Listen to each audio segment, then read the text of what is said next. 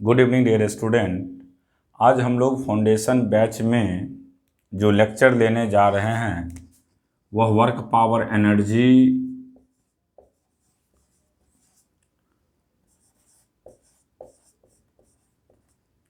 And energy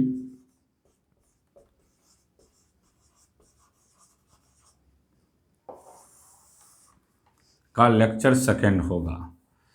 देखिए, हम class भी बीच में लिए थे, उसमें भी पढ़ाए थे और आज थोड़ा सा जो चीज़ ज़रूरत है उसी को बताएंगे।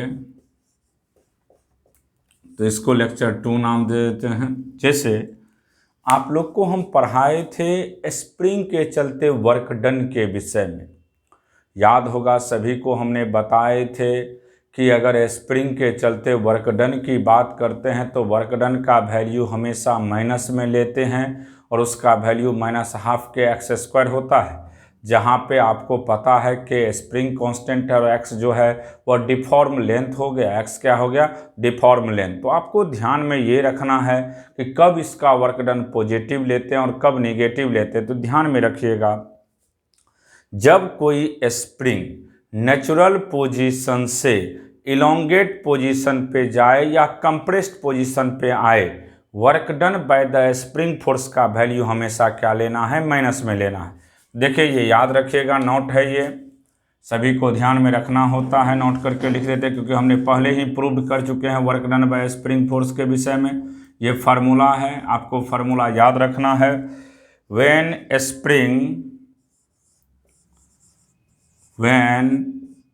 spring goes from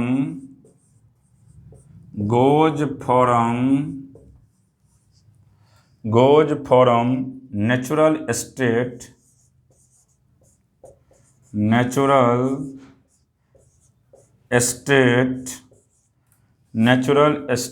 to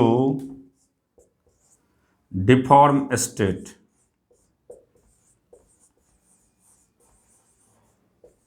natural state to deform state, then the work done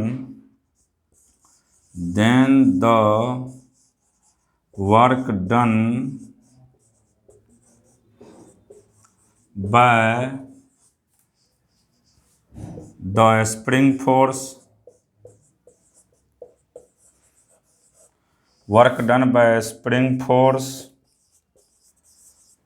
will be negative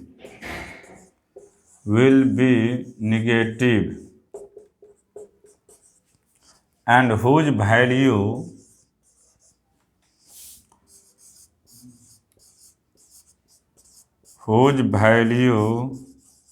is -12 के x square.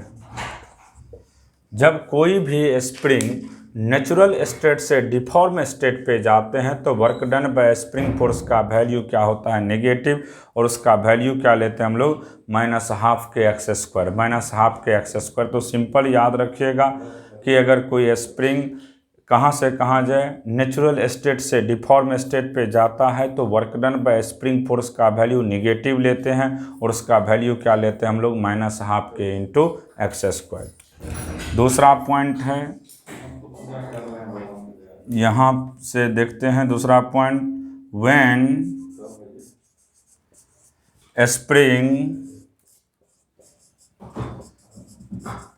Goes from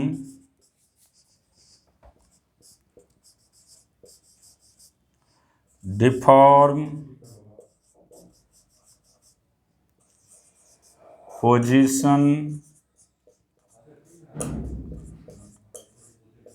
to natural position,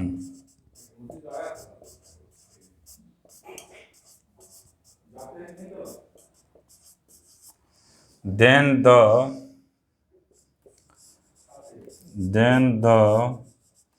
work done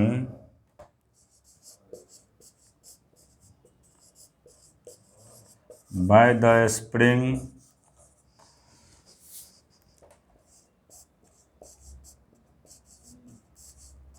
force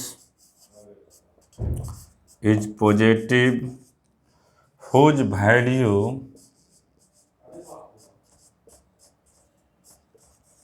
is half के एक्स स्क्वायर, उसका value क्या लेते हैं हम लोग, half के x square. तो ध्यान में यही रखिएगा कि कोई भी स्प्रिंग अगर नेचुरल पोजीशन से या तो इलोंगेट पे जाए या तो कंप्रेस्ड पे जाए, नेचुरल पोजीशन से या तो इलोंगेट पोजीशन पे जाए या कंप्रेस्ड पोजीशन पे जाए, work done bye spring force का वैल्यू हमेशा क्या लेना है बाबू, माइनस में लेना है और हाफ के एक्स स्क्वायर। लेकिन अगर कोई स्प्रिंग कहाँ से डिफॉर्म पोजीशन यानी या तो इलोंगेट से नेचुरल पे आए या कंप्रेस से नेचुरल पे आए, work done bye spring force का वैल्यू पॉजिटिव लेना और कितना होता है इसका वैल्यू, हाफ के एक्स स्क्वायर। अब इसके बाद देखिए नेक्स्ट कॉन्सेप्ट, अब आप लोग को इसमें समझना होगा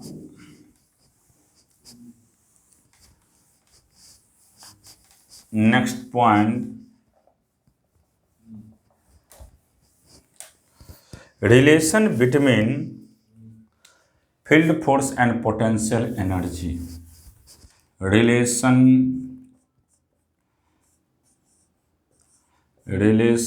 between field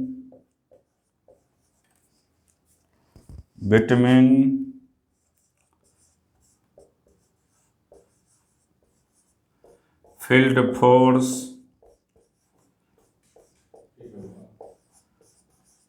and potential energy. Relation between field force and potential energy. Field force और पोटेंशियल एनर्जी में क्या रिलेशन है ये आपको बताना है। देखिए मान लेते हैं ये पॉइंट ए है और ये पॉइंट आपका बी हो गया। ए और बी दो पॉइंट है, इसका पोटेंशियल एनर्जी U है, इसका potential energy U plus delta U है। और मान लेते हैं इसमें बीच का सेपरेशन डेल्टा x है, इसके बीच का सेपरेशन क्या है, डेल्टा x है। ये इनिशियल पॉइंट हो गया आपका या इनिशियल पोजीशन,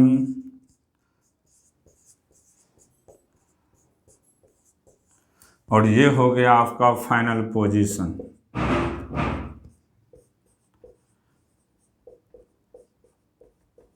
ये पॉइंट बी है।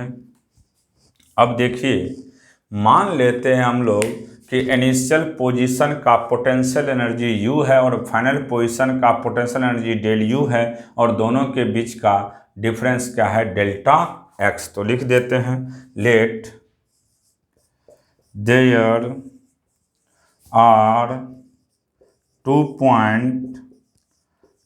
Points A and B whose potential energy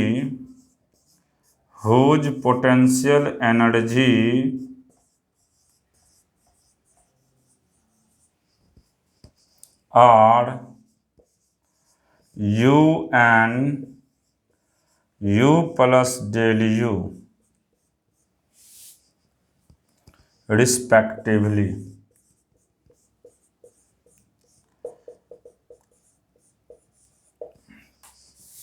Let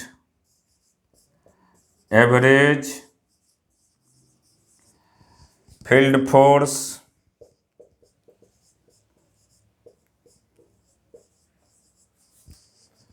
is Fe or we move from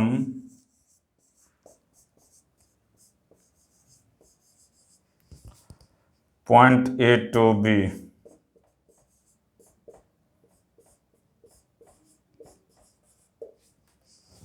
तो चेंज इन पोटेंशियल एनर्जी हो जाएगा, change in potential energy U final minus U initial, U plus del U minus U से U कट गया, del U. Change in potential energy क्या हो गया आपका, डेल यू, इसका नाम पहला दीजिएगा। चेंज इन पोटेंशियल एनर्जी का वैल्यू सिंपल हमारे पास कितना निकल गया, डेल यू। हम मान लिए हैं कि इनिशियल पॉइंट ए है और फाइनल पॉइंट भी है। ए पॉइंट का पोटेंशियल एनर्जी यू है और बी पॉइंट का पोटेंशियल एनर्जी का value U plus del U है। अब देखिए इसके बाद ये मेरे पास चेंज इन पोटेंशियल एनर्जी का वैल्यू निकल गया। Work done by average field force की बात करेंगे, दिखाते हैं।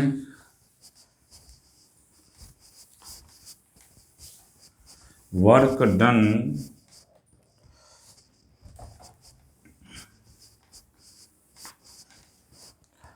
Bye the average field force, work done by the average field force, work done by average field force बराबर F E into delta x दूसरा, और बाय डिफिनेशन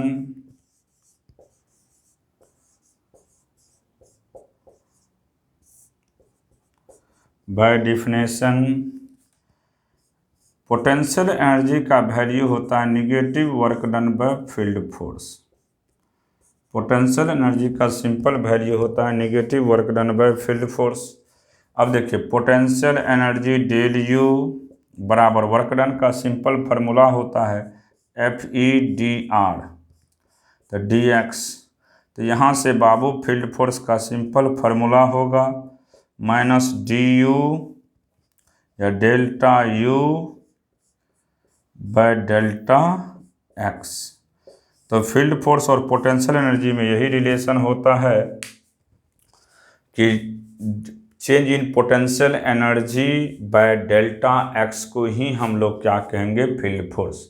निगेटिव साइन सिर्फ indicate करता है कि lower potential energy means higher stability.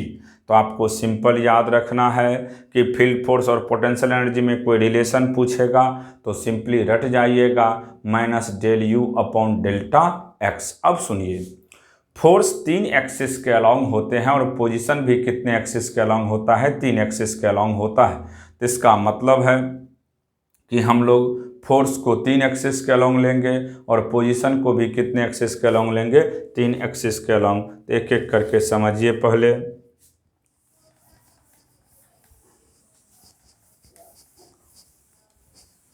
यहाँ पे जब एफ एक्स की बात करोगे बाबू, एफ एक्स का सिंपल फार्मूला होगा, एफ एक्स की बात करते हैं तो एफ एक्स का सिंपल फार्मूला होगा यहाँ से एफ एक्स बराबर minus del U upon delta X, जहाँ पे वेयर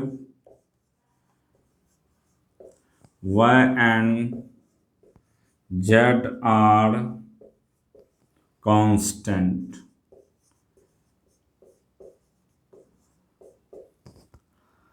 एफ वाई की बात करते हैं तो minus D U upon D Y,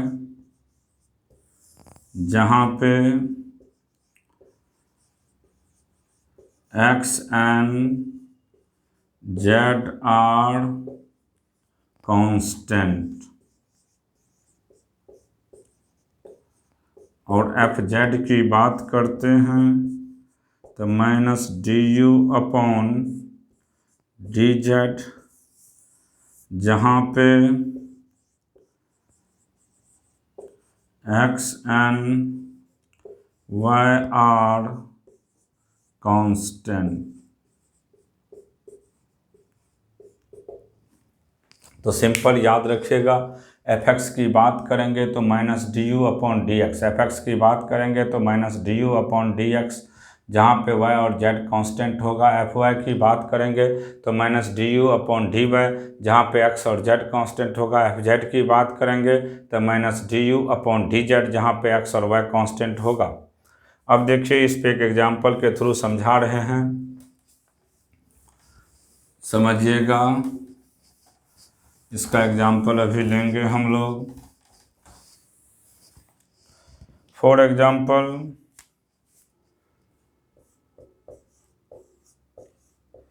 if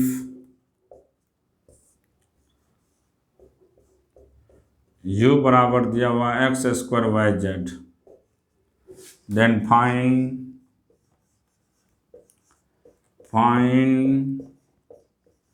the field force.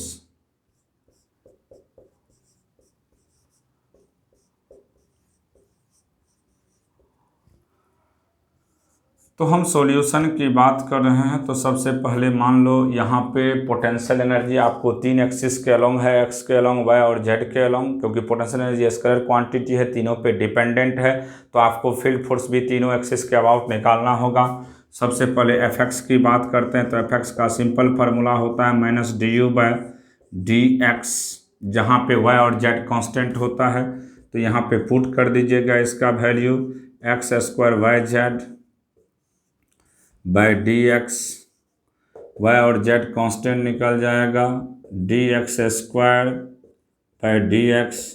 इसका डिफ्रेंसिएशन आप 2x जानते हैं तो माइनस 2xyz। इसी तरीक़ा से Fy की भी बात करोगे, माइनस du/dy, तो यहाँ से ये होगा minus dx² yz by dx, यहाँ यहाँ पे x और z कांस्टेंट होगा तो इसको बाहर निकाल लेंगे, dy/dy कट के 1 हो जाएगा, तो माइनस x² इंटू z। फिर इसी तरीक़ा से Fz की बात करोगे, du/dz, यानी minus dx² yz by dz, minus x² बाहर निकल गया, dz/dz का value 1 minus x² into Y.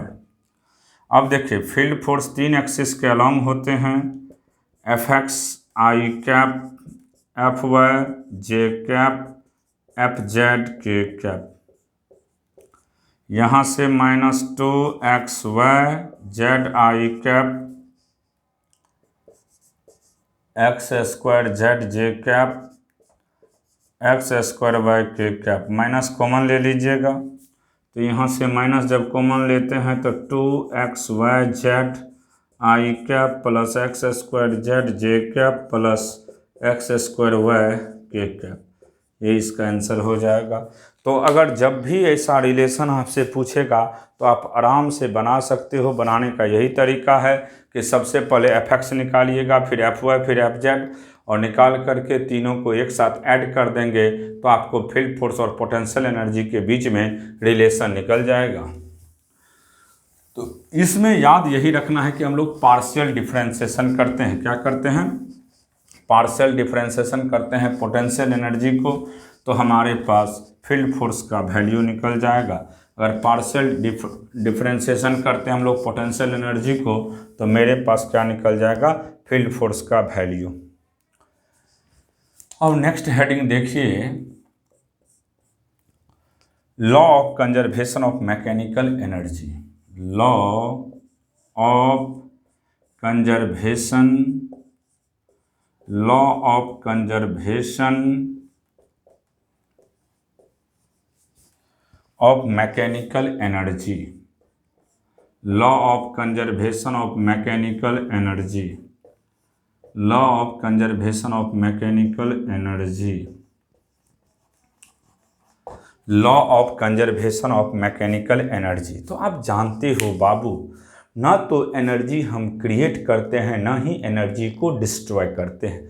Energy का सिर्फ रूपांतरण होता है one form to another form. Simply याद रखिएगा कि ना तो एनर्जी को हम क्रिएट कर सकते हैं, ना ही एनर्जी कभी डिस्ट्रॉय होता है। ना तो एनर्जी को कभी क्रिएट किया जाता है, ना ही एनर्जी को कभी डिस्ट्रॉय किया जाता है। एनर्जी का सिर्फ कन्वर्सन होता है एक फॉर्म से अनदर फॉर्म में। अब उसी के विषय में आप लोग पढ़ेंगे यहाँ पे। तो पहले डेफिनेशन लिख लीजिएगा। Mechanical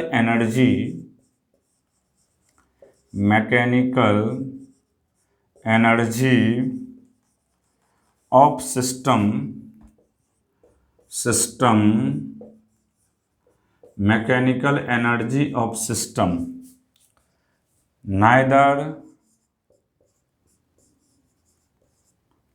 neither created nor destroy.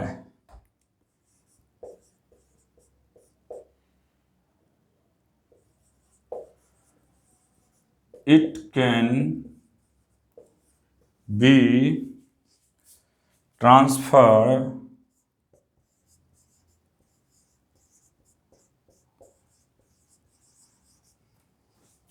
to one form to another form, to one form to another form।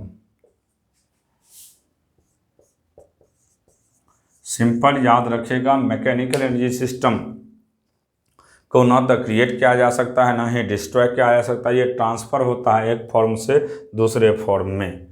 अब देखिए इसको कैसे हम लोग ड्राइव करते हैं। तो सिंपल काइनेटिक एनर्जी का फार्मूला आप लोग जानते हैं। काइनेटिक एनर्जी का फार्मूला क्या होता है बाबू? Half mv²। इसको डिफ्रेंशिएट करिए।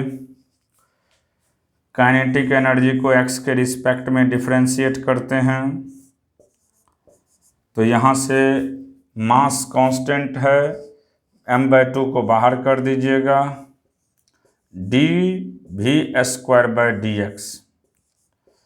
अब देखिए इसको m/2 रहने दीजिए, dv²/dv इंटू dv/dx।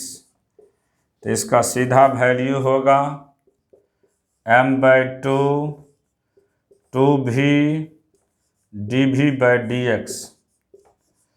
2 से 2 cancel, mv dv/dx, mv dv/dx। इसको पहला मान लीजिएगा। देखिए हमने कुछ नहीं किए हैं। काइनेटिक एनर्जी का सिंपल फार्मूला क्या होता है? Half mv²। और अब इसको डिफरेंशिएट करते हैं x के रिस्पेक्ट में, तो m/2 कांस्टेंट है, कांस्टेंट को बाहर कर लिए, dv²/dx। अभी ऊपर में v² है, नीचे में x है, अभी इसका कोई डिफरेंशिएशन संभव नहीं है। तो हम लोग क्या किए हैं? dv से नीचे में डिवाइड कर दिए हैं, dv से ऊपर में मल्टीप्लाई कर दिए हैं। तो m/2 v² का डिफरेंशिएशन 2v होता है, dv/dx हो गया, mv dv/dx। इसको पहला मान लिए हैं। अब देखिए आप लोग ये भी जानते हैं कि फोर्स का फार्मूला मास इंटू एक्सेलरेशन होता है। फोर्स का फार्मूला क्या होता है? Mass into acceleration. अब इसी आधार पे हम लोग बना देंगे। सिंपल लिखेंगे, फोर्स बराबर मास इंटू एक्सेलरेशन, फोर्स बराबर m इंटू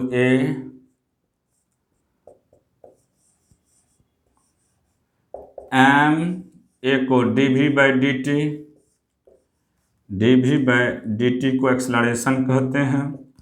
या इसी को हम लोग ऐसे भी लिख सकते हैं, m dv/dx into dx/dt।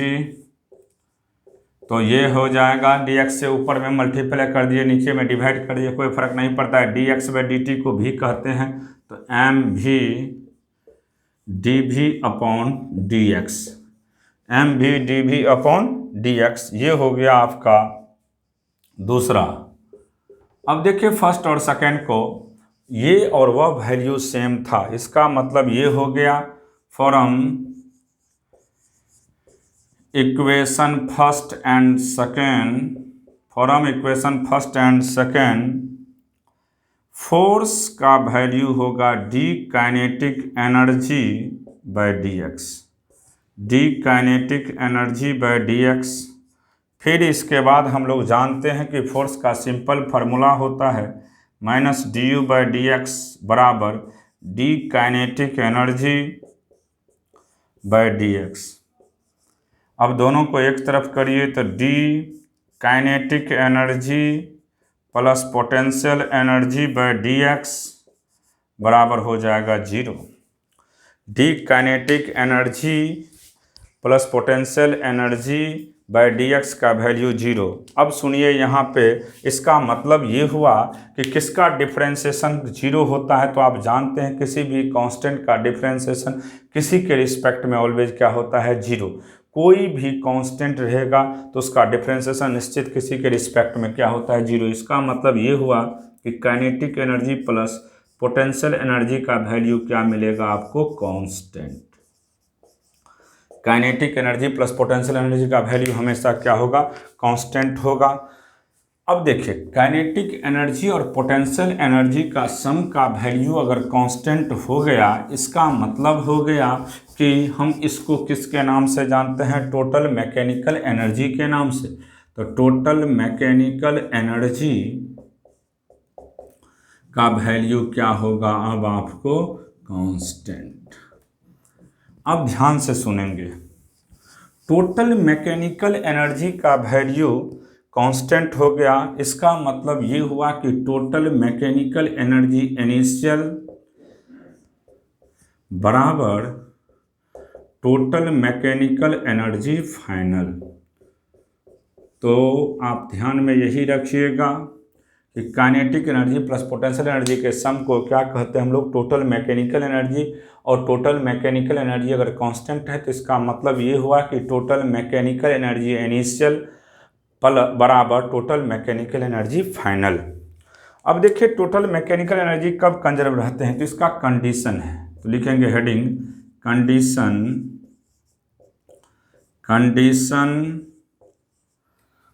For total mechanical energy conservation. Condition for total mechanical energy conservation.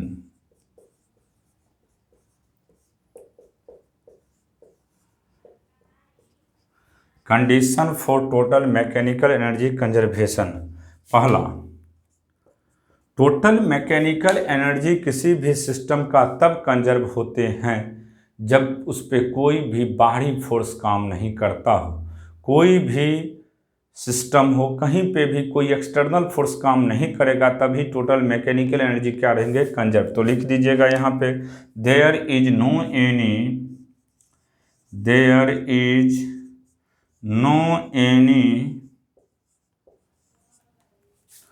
External force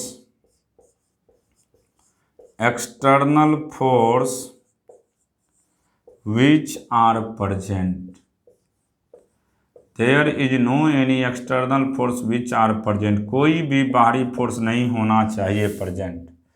there is no any external force which are present. कोई भी बाहरी फोर्स प्रेजेंट नहीं होना चाहिए। There is no any presence of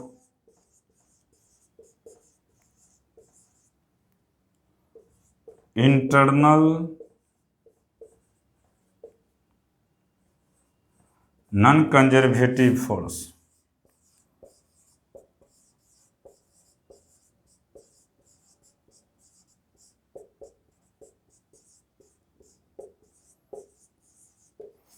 their is no any presence of internal non conservative force.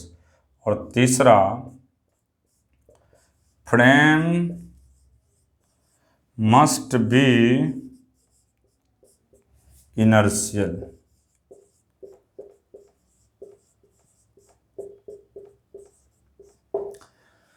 तो याद रखिएगा total mechanical energy किसी भी सिस्टम का तब कंजर्व रहते हैं जब उस पर कोई भी एक्सटर्नल फोर्स काम नहीं करता हो। कोई भी, दूसरा कंडीशन है, कोई भी internal non conservative force present नहीं हो। और तीसरा कंडीशन है फ्रेम कैसा होना चाहिए, इनर्शियल। क्लियर हो गया। तो टोटल मैकेनिकल एनर्जी कंजर्व तब होंगे जब उस पर कोई एक्सटर्नल फोर्स प्रेजेंट नहीं होगा, कोई भी इंटरनल नॉन कंजर्वेटिव फोर्स नहीं हो, और फ्रेम कैसा हो, मस्ट बी इनर्शियल। तभी हम कहेंगे कि टोटल मैकेनिकल एनर्जी सिस्टम का क्या होगा, conserve. Total mechanical energy conserve होने के लिए कितने कंडीशन है, 3 कंडीशन है आपके पास। पहला कि कोई भी एक्सटर्नल फोर्स प्रेजेंट नहीं होना चाहिए, पहला कोई भी एक्सटर्नल फोर्स प्रेजेंट नहीं होना चाहिए। दूसरा, कोई भी internal non conservative force present नहीं होना चाहिए। और तीसरा, फ्रेम कैसा होना चाहिए, must be inertial, must be inertial, must be inertial. अब देखिए कैसे पहचानेंगे कि ये इंटरनल फोर्स है और कैसे पहचानेंगे ये एक्सटर्नल फोर्स है। तो एक एग्जाम्पल के थ्रू समझा रहे हैं। देखिए, external and internal force, external and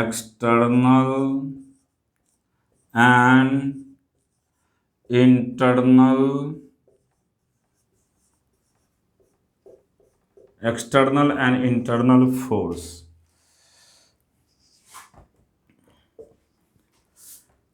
समझिएगा ध्यान से।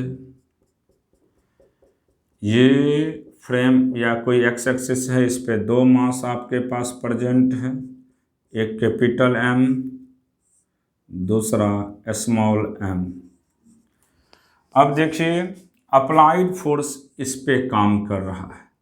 सरफेस ये सभी रफ है। कैसा सरफेस है बाबू, रफ सरफेस है। अब आपको पहचानना है कि इसमें कौन इंटरनल होगा कौन एक्सटर्नल होगा। तो एफबीडी खींचना होगा इसके लिए आपको। एफबीडी फॉर स्मॉल एम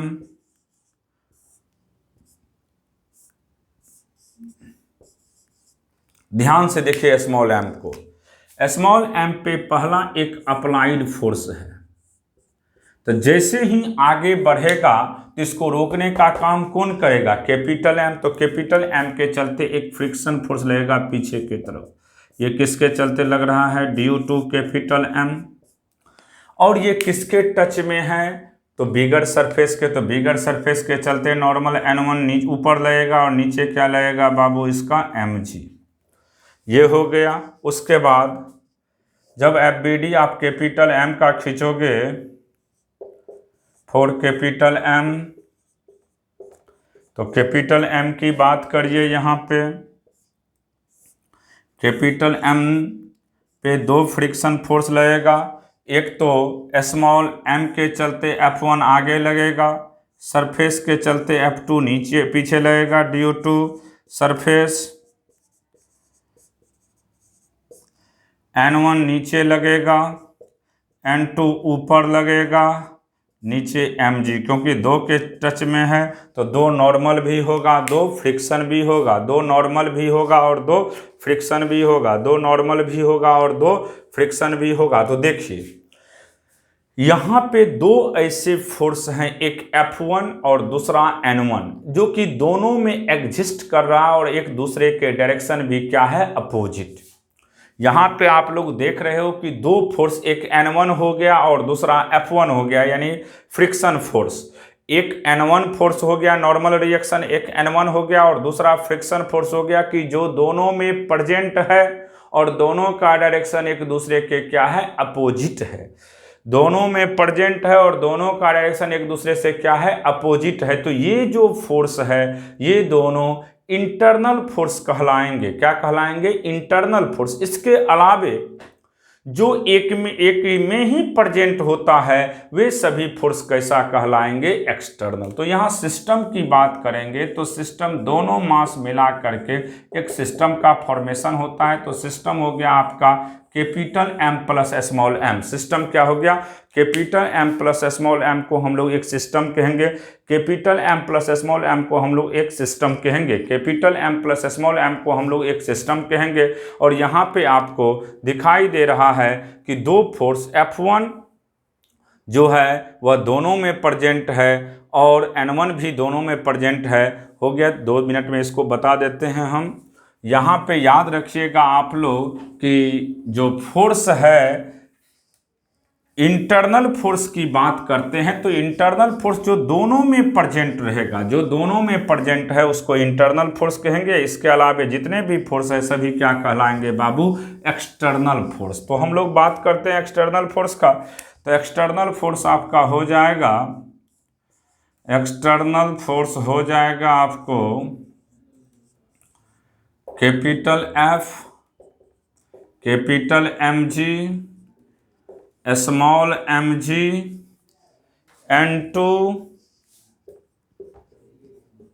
और F2। और इंटरनल फोर्स हो गया आपका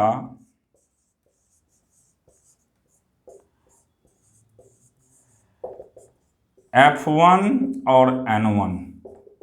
यही हो गया इंटरनल और एक्सटर्नल फोर्स पहचानने का नियम। सिंपली याद रखिएगा, जो कोई फोर्स एक ही में प्रेजेंट होते हैं वे सभी फोर्स क्या कहलाएंगे, एक्सटर्नल। क्या कहलाएंगे, एक्सटर्नल।